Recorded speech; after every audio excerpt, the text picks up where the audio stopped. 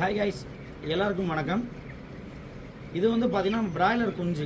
இன்றைக்கி கரெக்டாக எத்தனை நாள் ஆக போகுதுன்னு பார்த்தீங்கன்னா 20 நாள் குஞ்சு தான். இது வந்து நம்ம கறிக்கோழியை பொறுத்த வரைக்கும் என்ன அப்படின்னா, கரெக்டாக எப்பயுமே அதுக்கு தண்ணி இருக்கணும், தீவனம் இருக்கணும், அதுக்கு குறிப்பிட்ட டெம்பரேச்சர் அந்தந்த ஒரு ஏஜுக்கு தகுந்த மாதிரி டெம்பரேச்சரில் இருக்கணும். இப்போ வந்து பார்த்திங்கன்னா வெயில் காலம் அப்படிங்கிறப்ப எப்பயும் பார்த்திங்கன்னா நமக்கு ஃபேன் ஓடிக்கிட்டே இருக்கும். இன்னும் ஒரு 30 நாள் கோழிக்கு மேலே ஆகும்போது, வெயில் கடுமை ஆகும்போது ஃபார்கர் நம்ம போடுவோம். மோஸ்ட்லி கோழி பண்ண வச்சுருக்கவங்களுக்கு எல்லாருக்குமே தெரியும். அது வந்து வைக்காதவங்களுக்கு வந்து தெரியாதது வந்து தெரிஞ்சுக்கோங்க. உங்களோட ஃப்ரெண்ட்ஸ் யாராக இருந்தாலும் சரி கோழி பண்ண வச்சுருக்காங்க அப்படின்னா அவங்க கூட ஷேர் பண்ணுங்க, அவங்களுக்கு யூஸ்ஃபுல்லாக இருக்கும். அதேமாதிரி எப்பயுமே தீவனம் இருக்கணும். அதேமாதிரி வந்து ட்ரிங்கரை வந்து பார்த்தீங்க அப்படின்னா இந்த மாதிரி இருக்கக்கூடாது. இது வந்து இனிமேல் கழுவக்கூடிய டைம் காலங்காத்தால இனிமேல் கழுவுவாங்க. இது போல் டஸ்ட்டாக இருக்குது பார்த்தீங்கன்னா அந்த மாதிரி இருக்கவே கூடாது. ட்ரிங்கர் வந்து ஃபுல்லாக நல்லா பளிச்சுன்னு கழுவி வச்சுருக்கணும். நான் இப்போ உங்களுக்கு கழுவிட்டு கூட உங்களுக்கு ஒரு வீடியோ ஒன்று போட்டு விடுதேன். அதேமாரி தீவன டப்பாவில் வந்து பார்த்தீங்கன்னா எப்பயுமே தீவனம் இருக்கணும்.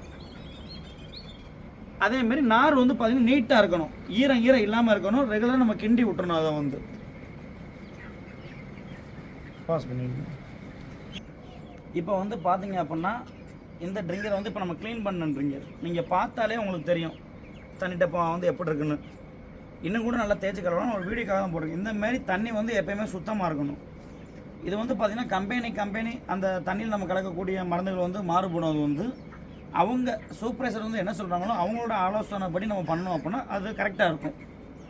அதேமாரி இது வந்து கழுவாத ட்ரிங்கர். அதை பார்த்தீங்கன்னா உங்களுக்கு தெரியும். உங்களுக்கு வந்து இந்தமாரி இருக்கும்போது என்ன ஆகும் அப்படின்னா கோழிகளுக்கு சளி பிடிக்கும், வைக்கும் செய்யும், எல்லா பிரச்சனைகளும் வருவது வந்து இந்த மாதிரி இருக்கக்கூடாது. இந்த வீடியோக்காக தான் நம்ம எல்லாமே இந்த மாதிரி எடுத்து போட்டுக்கிட்டு இருக்கோம். நல்ல முறையில் மெயின்டைன் பண்ணுங்கள். நல்ல முறையில் கோழி வந்து வெயிட் வரும். நம்ம ஏனாதானு பார்த்தோம் அப்படின்னா அதுக்கு தகுந்த வெயிட் வராது கோழிகளுக்கு வந்து. ஓகே கைஸ், வேறு எதுவும் டவுட் இருந்தால் நீங்கள் கமெண்ட்டில் கேளுங்க. நான் எப்போ ஃப்ரீ டைம் இருக்கோ நான் கோழி பண்ணை பற்றியும் போடுவேன்.